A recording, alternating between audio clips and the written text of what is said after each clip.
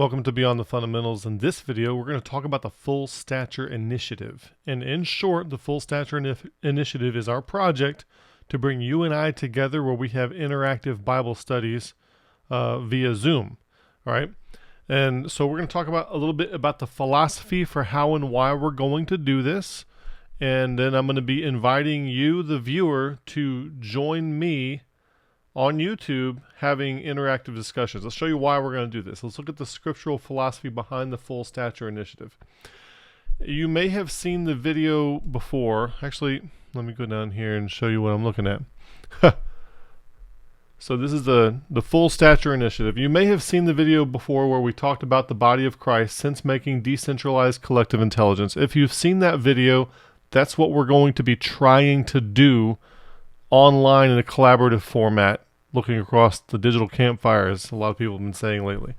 So the philosophy behind this is laid out some in that video, and it comes out of Ephesians 4, all right? And essentially what you have in Ephesians 4 is you have two different edification models. In one edification model, you have what people call the fivefold ministry up here: the apostles, prophets, some evangelists, some pastors and teachers. And then you'll see that what they are supposed to be doing is the perfecting of the saints, the work of the ministry for the edifying of the body of Christ. Now, if you ask the question, who is edifying the body of Christ? The answer is right there in verse 11, the apostles, prophets, evangelists, pastors, and teachers. That's who's edifying the body. But what we will notice is if we ask that same question later, the body is edifying itself, and that's the model that we want to move toward. So this model up here, verses 11 and 12, should be seen as starkly contrasted and different from verses 13 through 16, which is what we're going to call the Full Stature Initiative. So this exists. Verse 11 and 12 exists till something. The very first word in verse 3 is till something happens. Till we all come in the unity of the faith and of the knowledge of the Son of God, unto a perfect man, unto the measure of the stature of the fullness of Christ. And that is where our name comes from. The Full Stature Initiative comes right out of Ephesians chapter 4, verse 13. We're trying to get to the stature of the fullness of Christ and move beyond childhood Christianity, toddler church, okay, and on into the full stature of what it's supposed to be. That we henceforth be no more children, tossed to and fro, carried about with every wind of doctrine, by the sleight of men, cunning craftiness, whereby they lie in wait to deceive. I would think, so the word naive wasn't invented until like 1650 or so, and I think what's going on here is naivety. Maybe the author would have chosen this if it were being written, a little later. But basically children. And so the Ephesians 4, 11, and 12 model is the church as a child, the church as a toddler, what I call toddler church, okay? And we're supposed to be leaving past those things that are behind and pressing forward to the mark for the high calling of God in Christ Jesus. You would not go back to when you were a toddler for guidance on how you should be a 25-year-old or a 35-year-old, okay? You are supposed to leave certain things behind. They're appropriate for a certain level of development. And the same idea, people going back to the church in the past, there are some things you can learn and it's good to know. You should know church history, that kind of thing. But we should not be trying to do things necessarily like they did them. We should be trying to optimize for what is ours to do now. And it might not look anything like what toddler church did yesterday. And we have to remember that it's toddler church. And we want to move beyond the neoteny, the extended neoteny of an underdeveloped mutant child that isn't growing as fast as it's supposed to be, still living in its grandmother's basement, and move on to where we launch and move out of the house and measure up to the full stature of the fullness of Christ. So we're moving beyond children being tossed to and fro about with every wind of doctrine, which means that we are going to move from being fragile and hanging on to every word in a statement of faith to being anti-fragile, all right? To where you actually, once this gets going, you will not be able to have a Joseph Smith kind of character come along and start a cult with people who are engaged in the process of doing what we're going to be doing. But speaking the truth in love, Now, we're going to ask the question, who's speaking the truth in love? That's everybody. That's we. And we're going to see that's everybody in a second. Everybody is talking. In other words, everybody is a transmitter and a receiver, which means everybody has to be careful as a transmitter not to introduce pollution into the information ecology. So you speak the truth, not pollution things. And when you speak something, it's not just something you heard, but something that's your own perspective. We're going to go over some guidelines in just a couple minutes for how to participate in this, what we're looking for when we do this. May grow up into him in all things. So the body every one of us has to be doing some speaking in order to grow up into him in all things, which is the head, even Christ. That's the full stature we're aiming for. From whom the whole body, fitly joined together and compacted by that which every joint supplieth, according to the effectual working in the measure of every part, maketh increase of the body unto the edifying of itself in love. There you go. You have the whole body. You have every joint, every part, edifying itself. So the body's edifying itself. So that's why I want you to come in. We're going to be working together. In verses 11 and 12, you have what you would call like a broadcast modality, where one person is talking, a whole bunch of people are listening, and because this is YouTube, that's typically how it goes. And then what you have in verse 16 is more of a mesh network topology. And so what a lot of people don't grasp is that the mesh network topology is more important than any information that you put into it. Because if the entire mesh network topology is doing its job, information signal will be refined away from noise, and the articulation level will increase in capability and skill and fidelity to the original intent as it passes through the network mesh topology. So you could theoretically actually start with something false on one end of the network mesh topology, and after it gets battered around, you would have something true on the other side after it gets amended and revised and separated from noise and retransmitted over and over again, where everybody is working together. Imagine, 1,000 people all discerning carefully, and they all have the capability to do so. You don't have pooled ignorance. And then on the other, after this thing gets revised and refined, you have something that is good on the other side that comes out the other side. It's almost like informational alchemy, if you will. I probably should not have said that. So, in the broadcast modality, what is said is of utmost importance. In the mesh network topology, where every joint supplieth, the topology is what's most important, because as long as everybody is bringing their A game, the information itself will be revised and refined into something that is good and true and pure and right, if this is done correctly. So we're going to do a hybrid of this. We're not going to start off doing this immediately. We're going to do a hybrid where we're going to have 2 sessions. The first session is going to be on a Sunday. I'll show you a chart in a second. It's going to be on a Sunday, and it's just going to be me doing part A, like verse 11 and 12. It's going to be broadcast modality, putting information out there.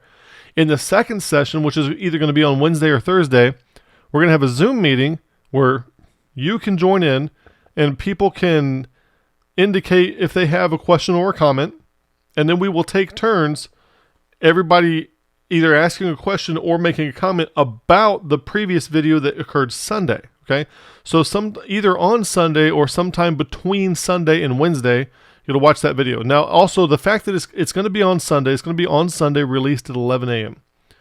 And the cool thing about that is that a lot of you complain about, not complain about or to me, but you complain that it's very difficult to find a church in your area. So what we're trying to do here is trying to provide a little something for people who have a difficult time finding a church in your area, or maybe because of COVID or the hurricanes or whatever, you're having a difficult time finding a church you can actually attend. Like one of the churches that my wife and I had gone to a few times, you had reservations, and then you had to make, in order to maintain the social distancing, you had to make a reservation online in order to be there.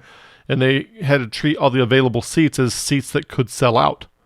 And so once they're not actually for sale, but once they sold out, you can't actually go to church there, so if you're in a situation like that and you want something to do on Sunday that is magnifying the word of the Lord, magnifying Jesus Christ, and it is a coming together of believers, at least digitally. That's an alternative that we're going to try to offer here. And then an actual collaborative fellowshipping type of thing that happens later on in the week if you want to participate.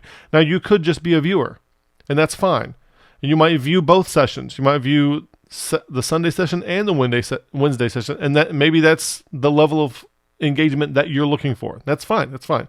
Whatever level of engagement you're looking for is what we're going to go for, whatever you're comfortable with. So we're going to do this, a hybrid, one broadcast modality, one attempted mesh network topology. And as we go, we may change how we do things based on what we learn as we try to do it. Because I've never done this before. And I don't know if any of y'all have done it exactly like this before. So we're going to try that. So here's the tentative schedule on a weekly basis. On Sunday at 11 a.m., we're going to have a live video or a premiered video. So it will start playing at 11 if you tap in, and we're going to try to go for about an hour, and we're going to go through systematically going through scripture, and probably going to start with the book of Acts since it's a transitional book and it's a great opportunity to learn how your New Testament is put together, which affords you with a greater capacity to learn the rest of the New Testament as we go. And then either on Sunday, you can do that as church if you want. And then sometime either then or between then and Wednesday, you need to watch that video if you want to participate. And then on Wednesday, and we might do this on Thursday, but for now I'm thinking Wednesday at 7 p.m. And these are Central Standard Time. All times are Central Standard Time. At 7 p.m., we will do a pre-recorded Zoom meeting. In other words, that Zoom meeting will not be live. It will be pre-recorded. It will be live for us who are participating, but it will not be going directly to YouTube. And the reason for that is because I will reserve the right to edit these things before we go live because something may happen. For example, you've seen all the horror stories where people are doing Zoom meetings on work and somebody forgets that they're not on just an audio call and they're like going to the bathroom or something and everybody can see and they get all embarrassed. I mean, you never know what will happen. So I'm not going to go live with those, especially not at first. Maybe one day we'll get there, but we're not going to go live with those. We're going to pre-record them so that we can edit them if we need to. and we could have a crazy person on there that says a whole bunch of crazy things that does not need to go live on a YouTube video that everybody sees. So after that gets edited, then we're going to publish it so everybody can watch it. So the deal is, if you want to be in the Zoom meeting, you have to understand that what you say and do and how you present yourself will be on YouTube, on the YouTube channel after that. So once again, you need to think about whether or not that's the level of participation you would like to have. But I think that it's very worthwhile because there's a lot of people who won't be able to participate in that, but will very much be benefited and will be edified by seeing the interaction of all the people on the Zoom meeting. And, putting your face on YouTube it's a level of responsibility. And so I'm asking people ask what they can do. Well, if you have something insightful to say, this is something you can do. You can take the amount of responsibility that it takes to put your face on YouTube and come out and share your insights with the rest of us in a video where other people can be edified by it. What I'm hoping happens, what I think will happen, is that the collective intelligence that we will generate in these Wednesday sessions will be greater than the sum of those of us who are participating. All right? Now, the schedule thing, I'm actually crossing an adaptive valley and trying to do this, which means that I'm not 100% sure I can make it work with my schedule all the time. All right.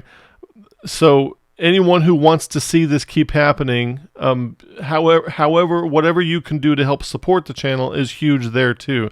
Because I might have to take some time away from work in order to make this kind of thing happen, all right? Because this kind of thing is kind of demanding to present the material, to prepare it, and then present it, and then go through these sessions, spend the time editing the videos, that sort of thing, okay?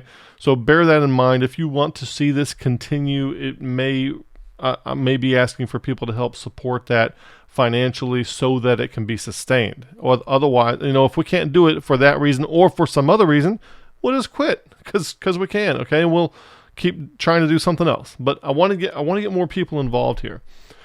So let's talk about some of the not really rules of engagement, but participation guidelines. If you want to participate in the Zoom meetings, and by the way, let me go back to the schedule. On Wednesdays at 7 p.m., I will send out an email to the email list about 15 minutes before we start the meeting. And that's going to have the Zoom meeting invite. What that means is if you want to participate, you need to have Zoom set up and running on a device, phone, computer, something like that. Have your camera and audio ready to go. When people come on, we're going to have you muted, and then you'll type in the chat box if you have a question or a comment to make, and then I'll call on those people who indicated in the chat box that they have a question or comment. We'll unmute them, they'll make their question or comment, then we'll go to the next person. Basically, we'll do that for about an hour, and that'll be it. And maybe we'll come up with not really minutes, but maybe a bulleted list of some of the major points that were shared by people. And so it could be that going through a passage with 30 people could be more insightful than 30 commentaries who are all just trying to repeat each other. So I think this is going to be a lot of fun.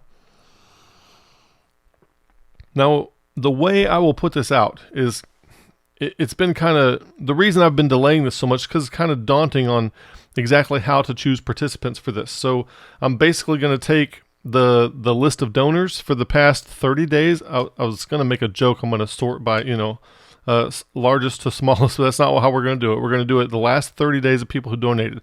If you donate via Venmo, I don't have your email address automatically, so make sure you send that to me. Shoot me an email or just make a little comment under the Venmo thing and give me your email address so I can include you on this. And I will email this out. Now, I'm thinking about in the future maybe changing, instead of hitting everybody up on email, invite everybody to like a private Facebook group, and then about 15 minutes before, post it to the Facebook group. Or I could just post it to somewhere in the website, something like that. Or post it to the private Facebook group that those who have been supporting have access to. That way it's still somewhat controlled, and we don't have some of the yahoos. Imagine some of the yahoos who comment on the YouTube channel just having free. We don't really want that. We want to have it somewhat controlled. So I think that if we limit it to the people who actually care enough to contribute, that we will probably have pretty good quality control and keep out some riffraff and be able to get some edification out of this. So that's what we're going to be aiming for. The problem with the private Facebook group is that would imply that everyone would have access to Facebook, and I don't know that everybody does, but it is digital online world. Maybe that's just going to be how it is. Okay, create a Facebook account just so you can participate in this. I don't know how we're going to do that yet. We're going to start with email, and if that becomes a problem, then we'll look at something else. So that's how we're doing that. The guidelines for participation. We want you, if you participate in this Wednesday session here in the center, we want you to be up to date and current with the latest Full Stature Initiative videos. In other words, you have watched the Sunday sessions and the collaborative Zoom sessions up to date. Now, maybe you don't participate in them all, but at least watch what happens so you can know, because that some of the stuff we deal with might be cumulative and it might be recursive. You never know. So keep up to date with that if you want to participate in the Zoom calls. Practice Rule Omega. Now, what is Rule Omega? Rule Omega is that you listen to others with an intent to understand. You listen to others in the spirit of charity. You listen for the signal that might be nascent in a person's mind, regardless of the quality of articulation. So somebody might say something that sounds horrible or cringeworthy or like heresy, but you try to listen for the good thing that they're saying anyway. Try to envision and reconstitute the thought that was not optimally worded with a higher degree of articulation and fidelity. In other words, if you sense one of the partners on there trying to articulate something and you kind of get the gist of what they're saying, but they're not saying it well, help them out with trying to help them reword it. We don't want people calling everybody heretics. Oh, you can't say that, you're a heretic. I can't believe you're on here. Or somebody says something and other people are just rolling their eyes because I can't believe they would say that. We don't want any of that. We want this to be a psychologically safe place for people to be able to express themselves, all right? And I'm hoping that the people in the YouTube comments are kind as well and practice Rule Omega. Give the benefit of the doubt when things are worded less than optimally. Attempt to articulate signal with a higher degree of fidelity to the intent of the message. In other words, steel man what somebody else is trying to say and try to find the signal in what they're saying. Don't just focus on the noise. So you're going to have to use some discernment there. Grant other people an emotionally and psychologically safe place to voice unrefined thoughts with no threat of future retribution. So people need to be able to word things very poorly and very inarticulately without being afraid of being called a heretic or outgrouped or something like that. Okay, so things, when we're having initial thoughts that are based on a fresh insight, it often is not worded very well at first. As a guy who talks all the time on YouTube, some things are not worded very well for a long time. Okay, so have some grace with people. Do not map people to labels, paradigms, or to a worst case scenario as the cause for their word choice. You're saying that because you're a Mormon, or because you're a covenant theologist, or replacement, or dispensationalist. Don't do that to people. Okay, that's rule omega. I might modify rule omega. The terminology for that comes from Jordan Hall. If you want to look that up, he's probably written about it online somewhere. But that is my redux of rule omega, is what I want people to be doing when they participate in that. So practice rule omega. By the way, this slide deck is going to be available on the homepage at www.beyondthefundamentals.com in case you want to rehearse this. Do not be rude or condescending. Do not participate with a goal to dominate or prove points or a paradigm that you already hold. For example, if I think the pre-tribulation rapture is true and I'm participating in a discussion, I'm not going to try to convince everybody else that it's true. I will voice my viewpoint, and then I'll let other people voice theirs, and that will be that. It's not going to be rivalrous, okay? Avoid bias from in-group belonging needs or from group ranking needs or from conformity pressure, which means don't say things to try to fit in with the group. Don't say things to try to be thought well of by any particular group, and don't say things to conform. I want you to go watch the videos on the Ash conformity experiments, and don't say things just because you think everybody else is saying it or everybody else will approve of you if you also say it. We don't want I want your genuine perspective, and if you are a divergent, out of the box thinker, to me, your perspective is even more valuable for that. So it's very important that we're not conforming to groupthink when we do this, but we all actually get exposure to what your thought actually is to the text we're going to be looking at. Some prerequisites. I want everybody to have an ongoing transformational aspiration. In other words, you aspire to transform, to be more like the Christ that's in you. Okay? And in other words, when I participate in this, I'm hoping that it will change me and transform me into something better. Now, that's my goal. I'm hoping that the insight that I will gain from you will help transform me into something better, and that our shared insight, including what I have to say, will also help transform some of you guys into something better. So we're all coming to this hoping to leave as something better, or to, gradually transform into something better. I'm going to ask people to watch this document, is this document that you're looking at right now, and I'm going to be asking people to watch this video before you decide to participate in the Zoom meetings.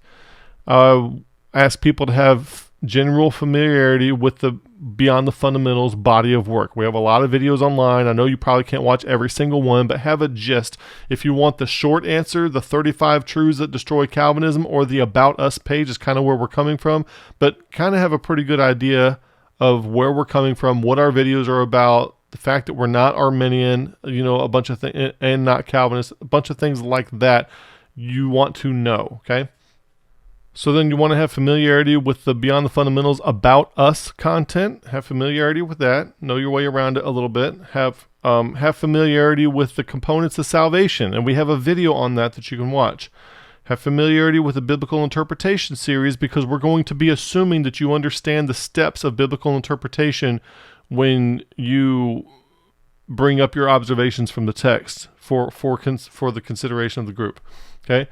Have familiarity with the 8 A's of Salvation series. Now, there's 8 videos in that series. There's 7 videos in this series. That's one video there. So I'm kind of afraid that putting these on here will just deter anybody from participating at all. But I'm really hoping that isn't the case. I don't want this to be pooled ignorance. I don't want this to be a bunch of people who really are kind of lost in the sauce. I don't want it to be embarrassing for you. And at the same time, I don't really want it to be a waste of time if we're all coming from a common standpoint of understanding the tools that are at our disposal. We'll have more affordances as a group that way. Have familiarity with the FSI text and vision. That's the full stature initiative text and vision, which is basically Ephesians 4:11-16. Have familiarity with epistemology and sense-making and what it means to conduct your own sense-making. Have familiarity with the 4 kinds of knowing, and we talk about that in several of our videos. And I think I know that they're in the Awakening the Spirit series, and it's in a couple of other videos, but the 4 kinds of knowing, you want to be familiar with that. Understand paradigmatic and simulated thinking, and be familiar with that concept, and don't do it. Okay? That's familiarity with simulated thinking, paradigmatic thinking. Okay? Like, for example, a Calvinist does not think, he has simulated thinking. He runs the script of Calvinism. He doesn't actually apply first principles thinking. We want people to have a liminal mindset, kind of like when you step into the threshold in a doorway and you're in a new world that you've never seen before that does not map to anything that you currently know. Or when you see a magic trick that genuinely drops your jaw and you really have no idea how they did it. That kind of mindset, we want to apply. We want to approach Scripture like that and not just keep trying to map things to paradigms that we're already familiar with. There's a couple things we want you to strive for, and that is non-paradigmatic, non-modular right hemisphere brain activity. And now, the left side of your brain, left hemisphere of your brain tends to construe a model of things that is internally consistent, but not consistent with experience, and that's what gets you into paradigmatic thinking. Like, that's what makes you become a Calvinist. And what we want to do is be able to go away from that and go into the mode of wonder and I don't know, and I know that this cannot be propositionally captured. That sort of thing, the awe and wonder. The fear of the Lord is the beginning of wisdom. When you get wonder and then awe and then it becomes fear, that mindset is the beginning of wisdom. All right. So we want to not be just mapping things. You know, it feels good to get answers. We're addicted to certainty, and we hate wonder. We're wonder averse, if you will. And what I mean by wonder averse, the things that make you drop your jaw, and I don't know how that happens. We want answers. We want to know how the magic trick was done. And what we want to do is not try to be looking for answers like that, because we wind up settling for answers that aren't actually true. That's the danger of it. So we want to have a love for truth that is greater than our love for answers, which means we're not going to be very fast in rushing to answers and try not to be addicted to certainty in that kind of way.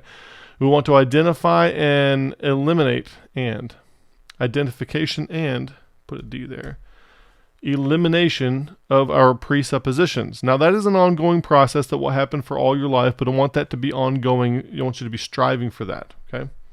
Now, some commitments.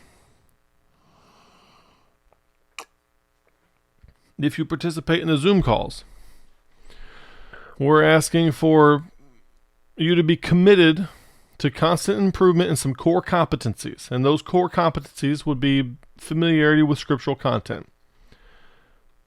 epistemology and sense-making, hermeneutics and biblical interpretation, interaction with current-day platforms and software. In other words, have an idea of how to work your phone and your computer and software and taking notes and be able to recall things digitally. I think those are core competencies for modern day Christians, just as literacy would be for a previous day Christian. Discernment. Hebrews chapter 5 type stuff there.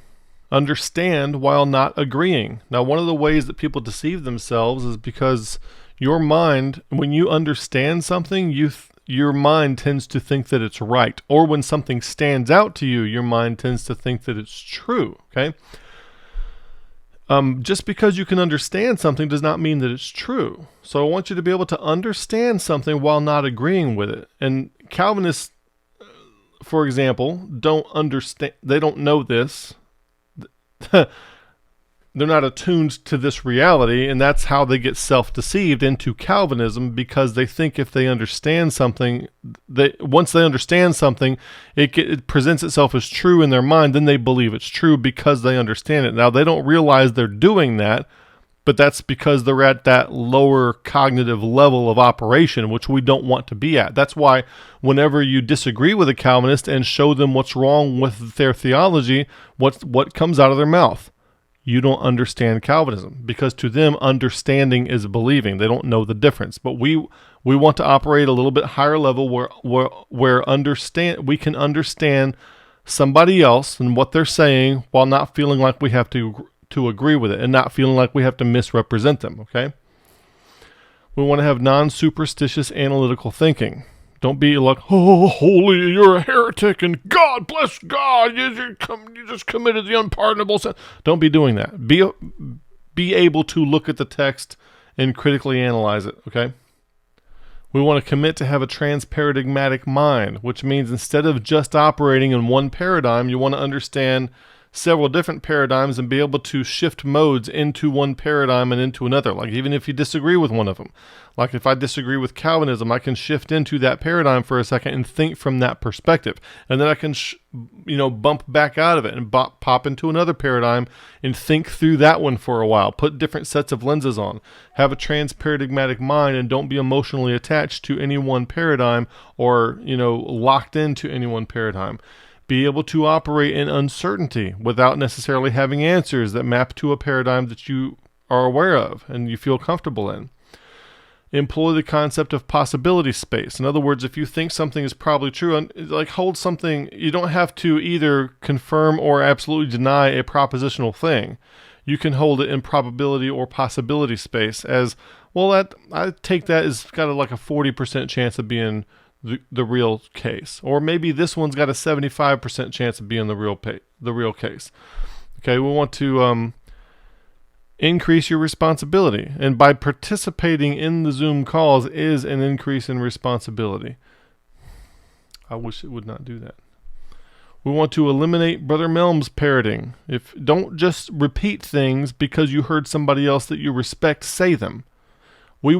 What we want to do in these Zoom calls is to actually hear your genuine perspective, not a perspective that you are passing along from a system or from a church or from a denomination or a statement of faith or a professor or anybody else that you happen to respect.